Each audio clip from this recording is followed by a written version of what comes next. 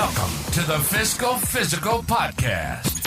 Join us each week as we sit down with the founder of Alchemy Wealth Management and author of Your Fiscal Physical, Ryan Nelson. Tune in to gain valuable insights and practical tips as we simplify complex financial concepts into digestible lessons.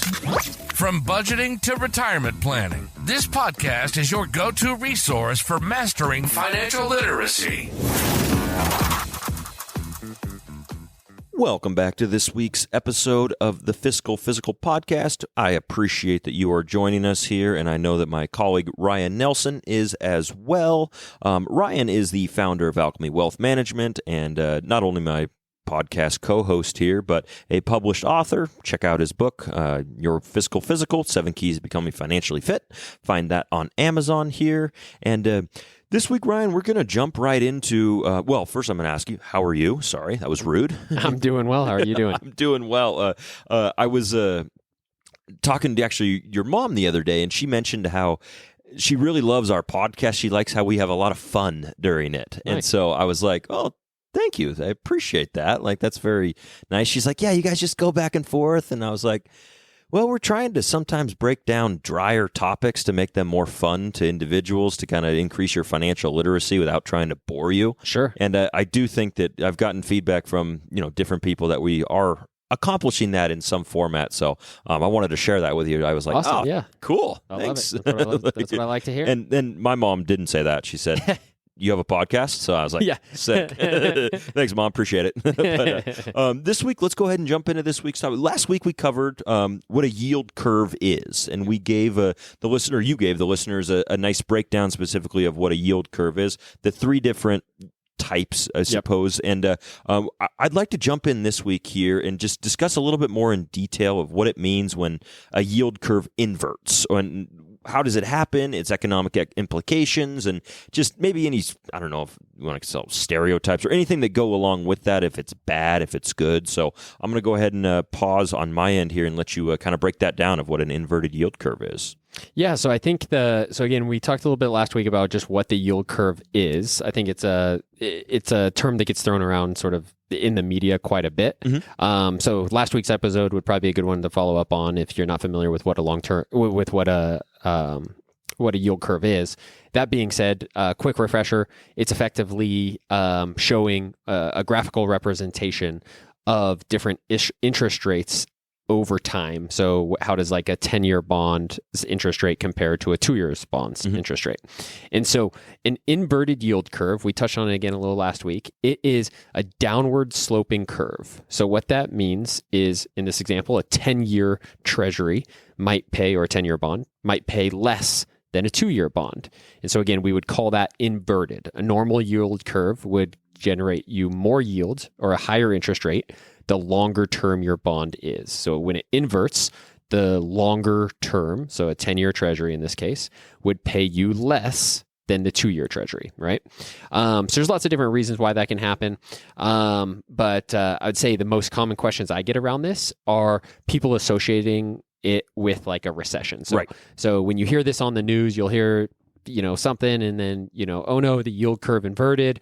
Does that mean the U.S. economy is headed into a recession? Mm-hmm. So I'd say that's most often when this topic comes up and the questions I get around it.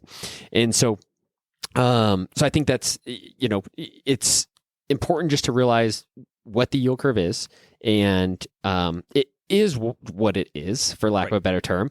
And so I would always encourage people not to read too far into it. It truly is what it is. It isn't what it isn't. Yeah. It's not a recession predictor or indicator. There's lots and lots and lots of different variables that go into like the economy itself. There's lots of different things you could track, right? And this is certainly one of them. I'm not saying it's not important, because it certainly is. But this in itself, by itself, is certainly not some sort of like recession indicator. It is a yield curve. It's only telling you what different interest rates are at different duration for different duration bonds, right? So that is what it is. So again, don't play too far into it. But one of the things I thought would be useful to talk about is, so again, the most common thing I hear is, oh no, the yield curve inverted. I heard on the news that means that, we're headed into a recession. Right. Is that true? And so I thought it might even be useful to sort of define what a recession is. Yeah, definitely. I would love that because that word gets thrown around a ton as well too, and specifically, it's always like a negative connotation, and you're like, oh, we're in. Not going to be able to afford it. Everything's doom and gloom, right? Like specifically with that. So I'd love to have a breakdown of that. And I'll tell you, I don't think there is a great like standardized definition of what a recession is. I think you could ask a few different people and you might get a few different answers. And it seems like more recently there's almost been even a move away from this. But I think the most well-defined or widely accepted definition of a recession is having two quarters of GDP in a row where GDP declines. So gross domestic product, it declining two quarters in a row.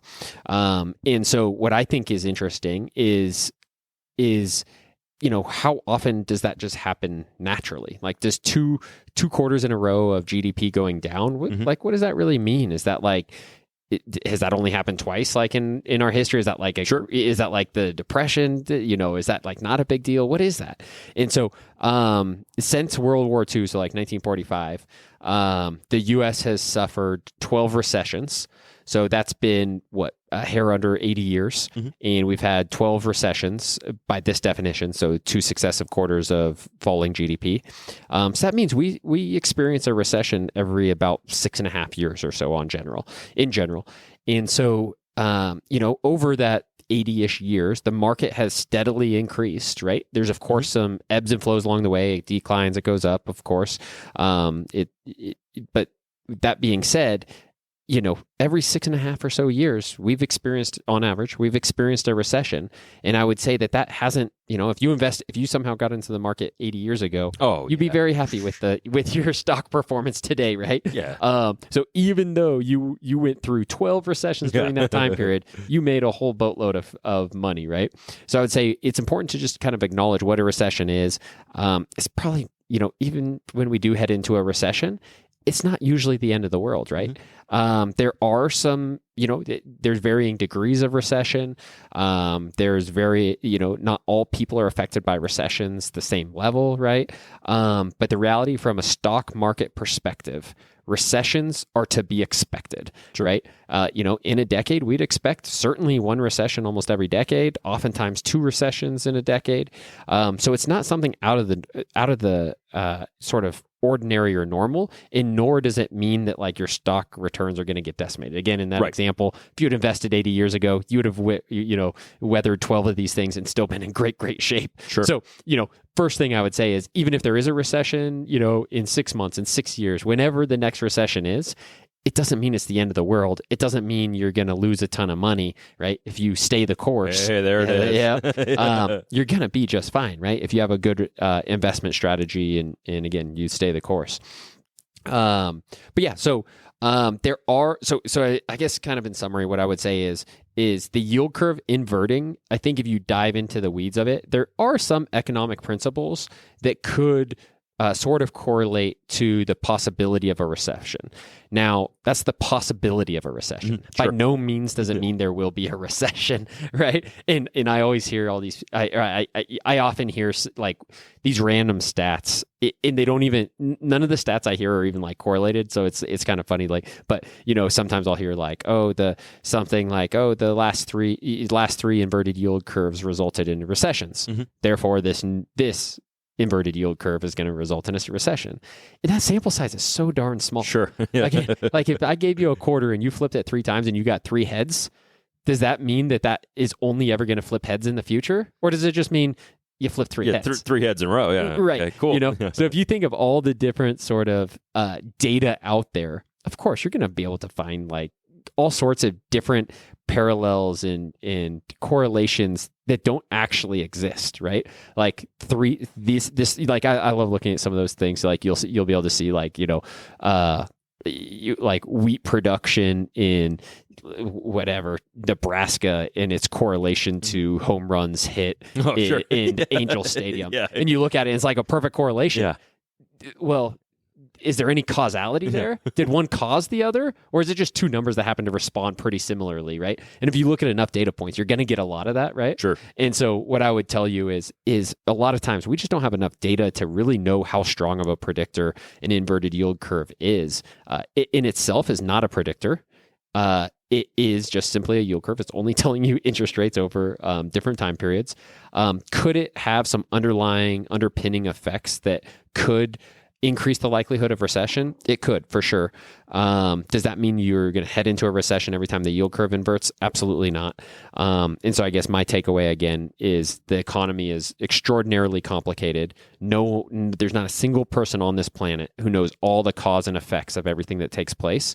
And so to boil the entire economy down to one metric, and that being an inverted yield curve, would just be like a gross, simplification of the economy, and so obviously not like reality. So this is a little excerpt I took from my book. So nice. It's important to know that the yield curve is just one of many economic indicators in a complex and ever-evolving economy. It would be silly to believe any single indicator could, on its own, be a precise predictor of future economic conditions.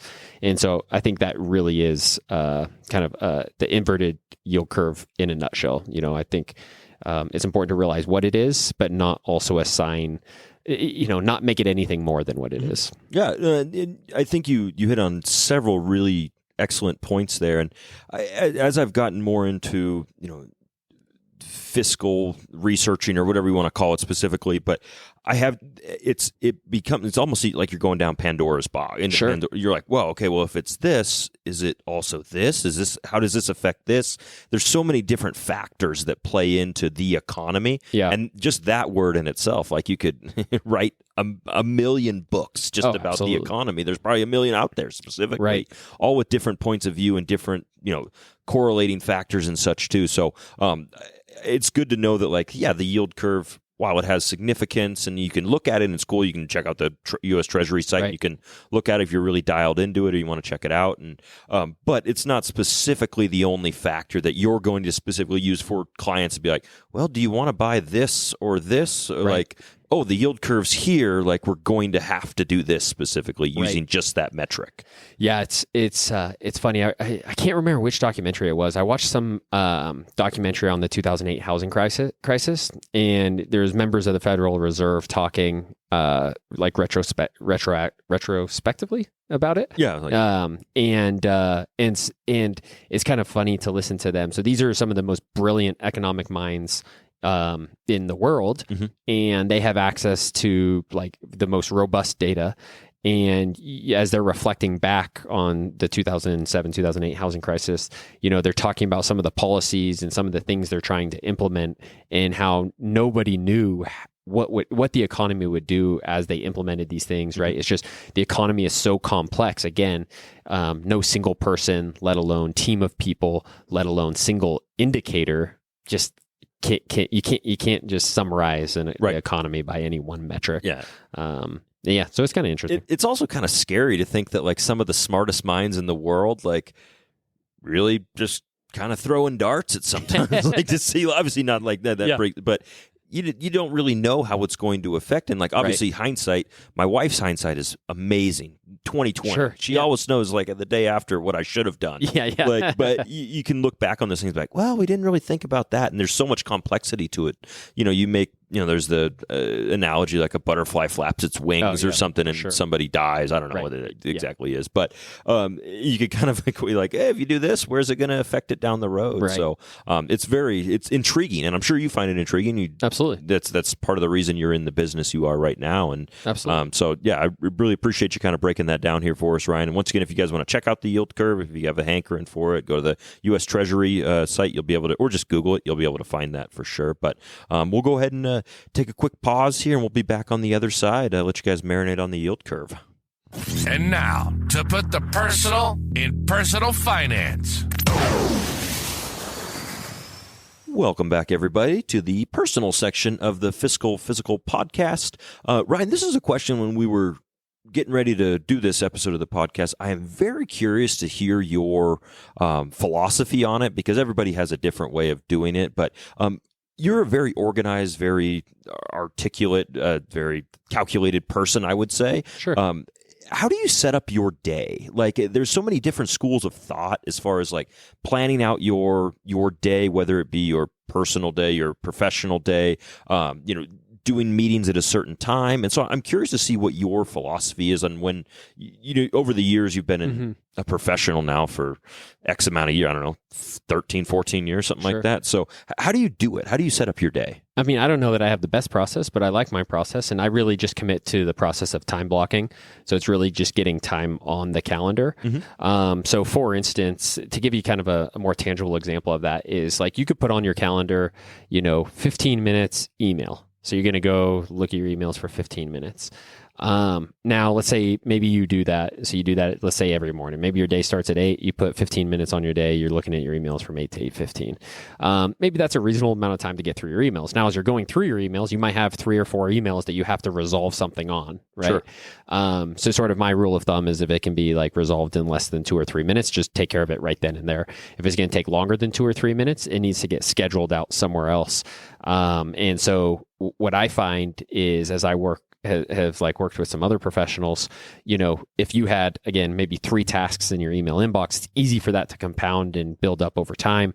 And like if you looked at your email inbox and there were 10 people sending you an email asking you for things, is that going to take you 10 minutes to complete?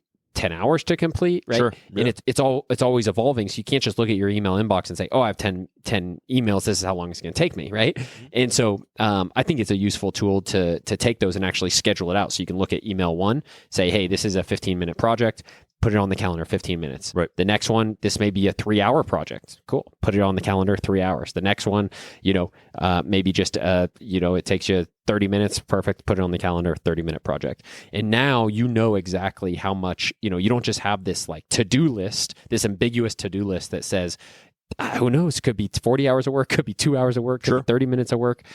You actually have in your calendar, where is all this stuff going to fit in? And I think that's useful because then you can reply back to those people and say, you could reply back to somebody and say, maybe it's a 3-hour one, you scheduled them in on Friday, and you could reply back to them and say, hey, perfect. I'll get this back to you by end of day Friday. Now you've closed the loop. They know when you're going to be getting it back to you. You've already got it on the calendar. You're not scheduling another client meeting or so I'm a big fan of time blocking. I'll put basically anything and everything on my calendar. I have my workouts on my calendar. I have my personal commitments on my calendar. I have absolutely everything on my calendar so that I can just kind of keep track of it all, try not to double book everything and show up for what I say I'm going to show up for. Sure. What about you? Yeah, no, and I feel like there's a lot of good things there and also things that I use myself. And up until, I don't know, a few years ago, 3-4 years ago, I really didn't schedule much. Like I was like, oh, I'm just going to go to work and kind of figure it out as I go. And like I have like a couple of things, like it's not that big of a deal. Like, but the last few years, I've really done the same thing. I was like, hey, if something comes up, like I use Google Calendar myself. Like they have a task feature. I'd put that little task. Like even if I'm like, oh, I'll remember this. I'm like, I'm just going to put it on my task. So it shows up there. And then I remember to go back. Okay, cool. I need to carve out 15 minutes for this and 15 minutes here. And so my calendar looks incredibly full, like every single day, like from 7 a.m. to like 5:30. Like it's all. We're doing stuff here. Yep. And my wife shared on my calendar, so we kind of, do our personal life with that too. And like being able to do that, it's just brought me a real sense of peace too. Sure. Because I'm like, when I see like an empty block on my calendar, when I'm like, don't have anything assigned, I'm like, what am I doing? Like, white space. I was like, I got to fill this with something. What do I want to do? Like, so, and I think for myself, it really has helped me become more organized overall because I can look at my calendar and be like, okay, cool. Like, well, I know exactly when I can pencil someone in or take a meeting, whatever it is, or what I can move specifically. And so I also think that I met with somebody recently who's a project manager and they were like, oh, I'm going to show you my calendar. Don't get overwhelmed. Yeah. And it had like 3 things on it. And I was just like, well, what do you do the rest of the day? That's awesome. So like it's funny to see how different people set up their days and whatever works for them. Obviously, there's lots of schools of thought, but I was always curious. You being the analytical person that you are, I figured you were pretty married to your calendar and ensure that it was updated. On a separate sort of time management note, are you familiar with the concept inbox zero? No, I don't think so. No. Let's say that'll be a good teaser. You should go Google that. It's just about it's really an inbox management strategy. But like if you look at my email inbox, I typically have 0 emails in there. Every or 1 or 2 or however many I need to process at the time. But I think it's a really robust way to sort of manage email that can easily become overwhelming and get out of control. Something to Google. So called Inbox Zero. Lots of different ways of doing it. But it's something I subscribe to, and I think makes email just so much more manageable. Absolutely. Well, I appreciate it, Ryan. Appreciate you sharing with the listeners here. Appreciate all the listeners who are checking us out here. Just a little reminder, we do drop new episodes every Tuesday. Get your notifications on for Spotify, Apple Podcasts, wherever you guys get your podcasts here. And we'll go ahead and wind this one out, and I'll turn it over to you here, Ryan. Awesome. As always, stay the course. Thank you for joining us for the Fiscal Physical Podcast. Until next time, happy listening. And as always, stay the course. If you have a question or topic suggestions, please email us at podcast@alchemywealth.com. If you enjoyed today's discussion, subscribe to the podcast to ensure you never miss an episode. And consider leaving us a rating and review on your favorite platform. This helps other listeners like you find the show. For more resources, you can visit Alchemy Wealth Management's website at www.alchemywealth.com or find your Fiscal Physical, the book, on Amazon. We'd be remiss if we didn't mention that personal finance is just that, personal. Please don't take anything we say as advice. The preceding content is for informational and entertainment purposes only. It's not an offer or a solicitation, nor should it be construed or relied upon for tax, legal, or investment advice. It doesn't consider your personal financial situation or objectives and may not be suitable for you.